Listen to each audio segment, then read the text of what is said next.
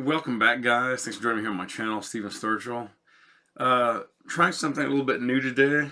I haven't done this in quite a while. I don't know how new it is, but I certainly don't do this as a norm. I'm going to be reviewing, if you will, in the Bird Box style, which is to say not blind reviewing, but as far as the notes go, I'm going to be guessing them to the best of my nasal olfactory ability from recall and just from what I'm intuiting. I have not looked at the note breakdown of this. You can believe me if you want or not. That's up to you. I can't prove it either way, so whatever. If you choose to disbelieve me, then just take this as pure entertainment. Either way, it's just entertainment, so who cares?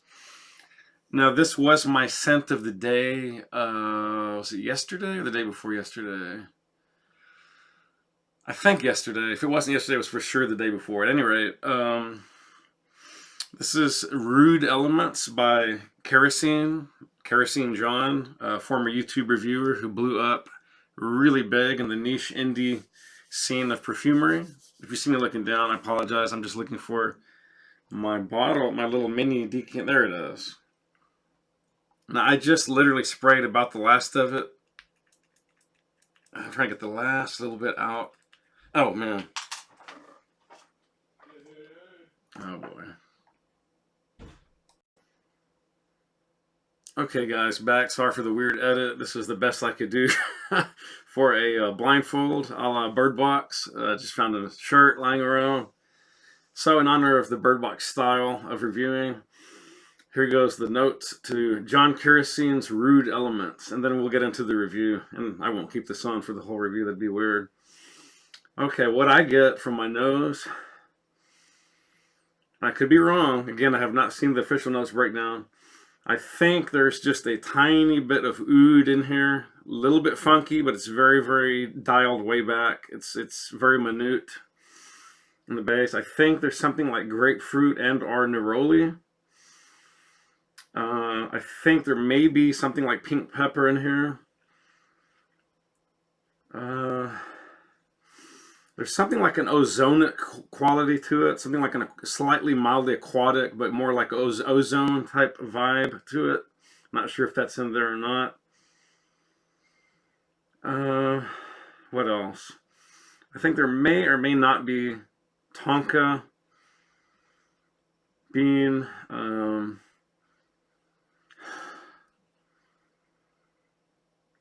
Maybe some white musk, very, very light. Can't be totally sure on that.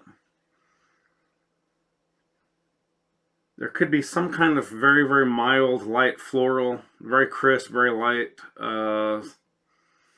Something like jasmine, but I'm not for sure.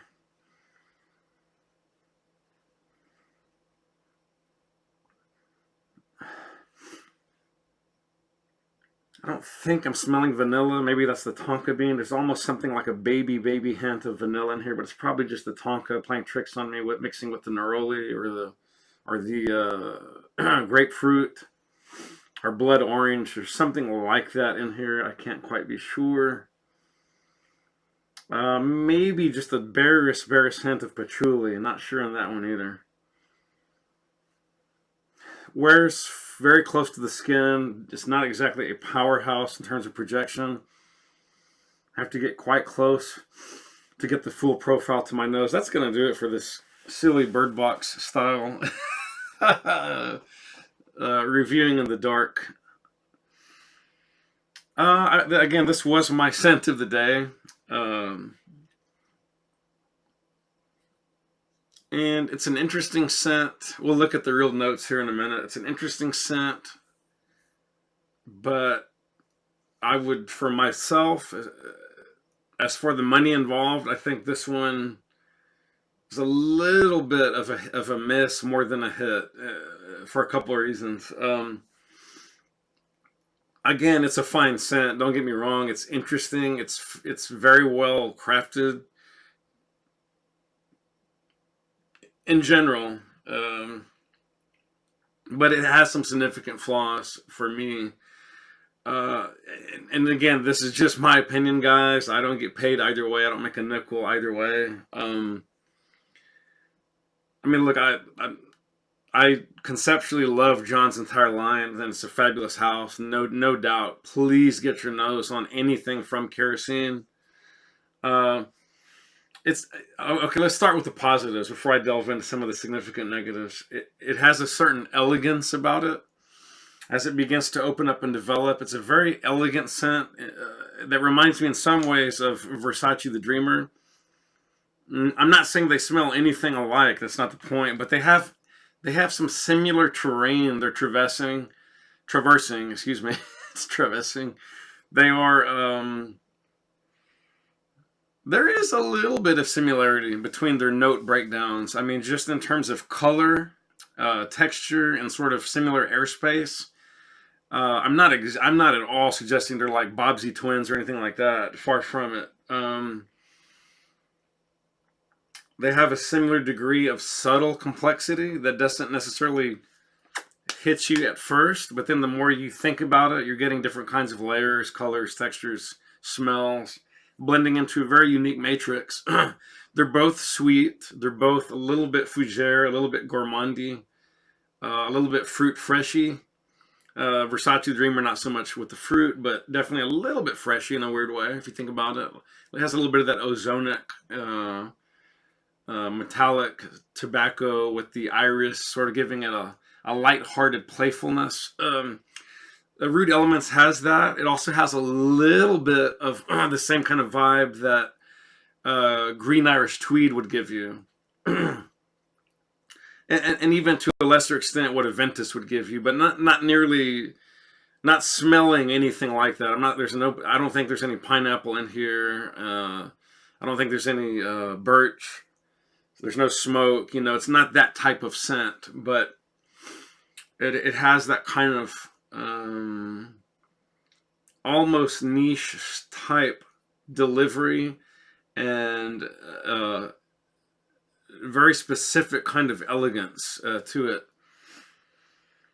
Also, it has a little bit of that tang, a little bit of that ozonic, almost like a leftover tiny. If you mix a little bit of a urinal smell with sweet grapefruit, I hope that doesn't put anyone off, but yeah,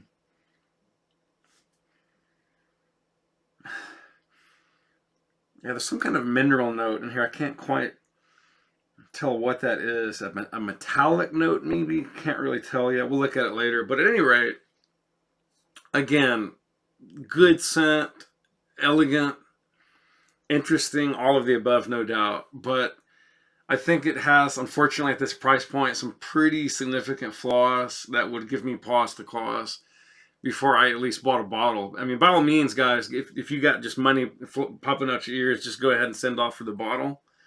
You can always sell the rest later if you don't like it, or give it away as a gift, or decant it, whatever.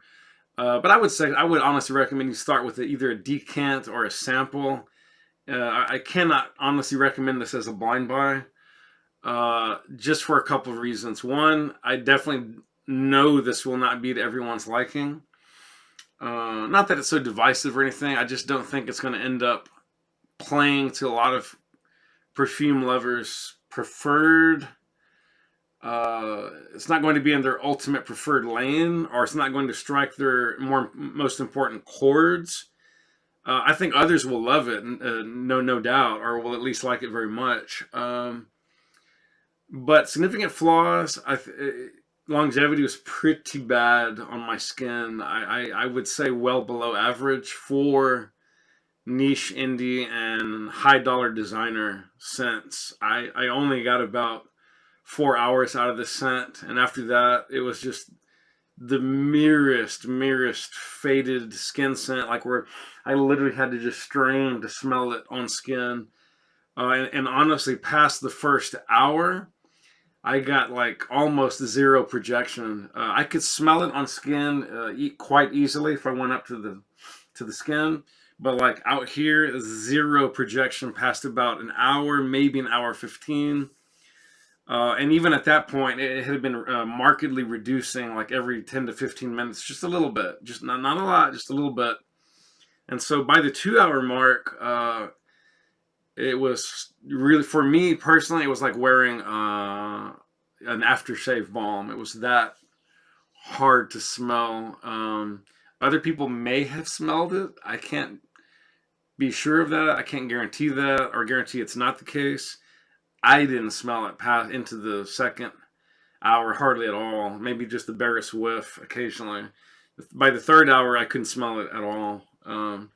So projection and performance for me were fairly bad. Not the worst I've seen by any stretch of the imagination, but definitely on the really weak side, especially at this price point.